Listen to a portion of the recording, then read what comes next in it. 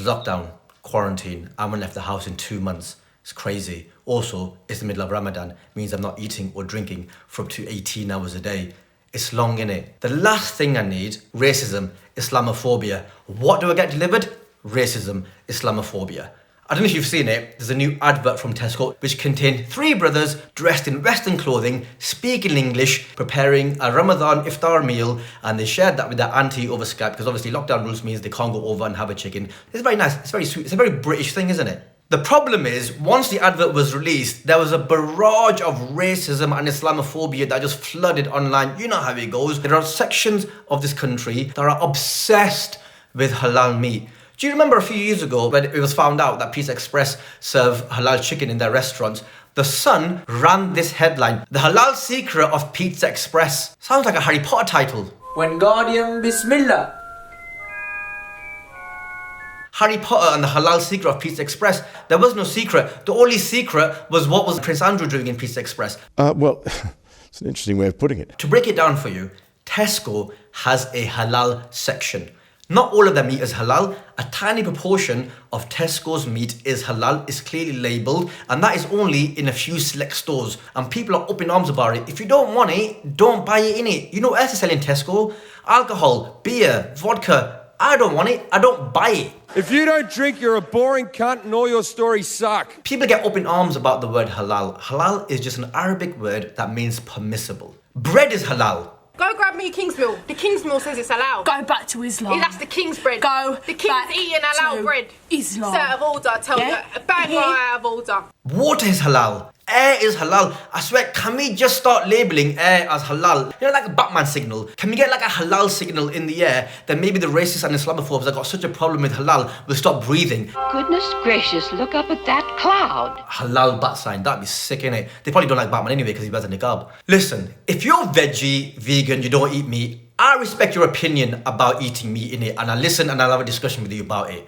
But if you eat meat, then killing an animal is killing an animal. If I was a sheep, yeah, I don't know, my name would be called Sean. Hey Sean, how would you like to be killed? Option A, we lie you down and we get a super sharp knife and we cut your jugular vein, instantly killing you dead. Or option B, you stood up and we melt your brains with 400 volts through a bolt, yeah, melting your brains, and it might not even kill you by the end of it. Then we mash you up. None of that sounds good, to be honest. Can I get option C? What the hell is option C, Sean? Adoption by a Welsh vegan? Tez, have you just stereotyped horribly Welsh people in a video about anti-racism? Yes, Alan, because I wanted to make a point about hypocrisy. If you eat meat, you eat meat. But what I think is more important is how the animal lived its life. We've seen so many documentaries about factory farming, about the industrial farming and how disgusting it is. That's why I'll happily entertain a discussion with a vegan or vegetarian in it. But if you got Peppa Pig's dad hanging out your mouth, I'm not listening to your argument about meat in it. I'll eat my neighbors. See, my superpower is being honest. I'll eat your ass. I will. So thank you, Tesco. Or you know what, I'm gonna start calling you from now on Tesco. Come on. Let's do a branding thing. I need to pay my mortgage. I'm doing this in a very light-hearted way, but there is a serious point to this. Let me read you 4 names. Adil Al-Tayyar, Alfa Saadu, Habib Zaidi, Amjad Al-Horani. These were the names of the first 4 doctors that died due to coronavirus, trying to save our lives in this country. These brothers, these immigrant brothers, they had origins in Africa, the Middle East, Asia. 4 men, heroes, died trying to save us, you, the people who don't even like them or their way of life. So it doesn't really matter what type of chicken they're eating, does it? To be anti-Muslim is to be anti-human, because these people are human beings just trying to live their lives just like you are. I hope you're watching this, and I hope you take note of it.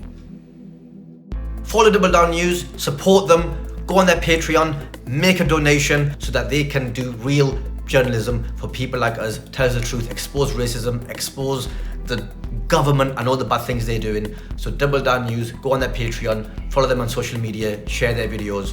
Mwah, mwah, mwah. Peace.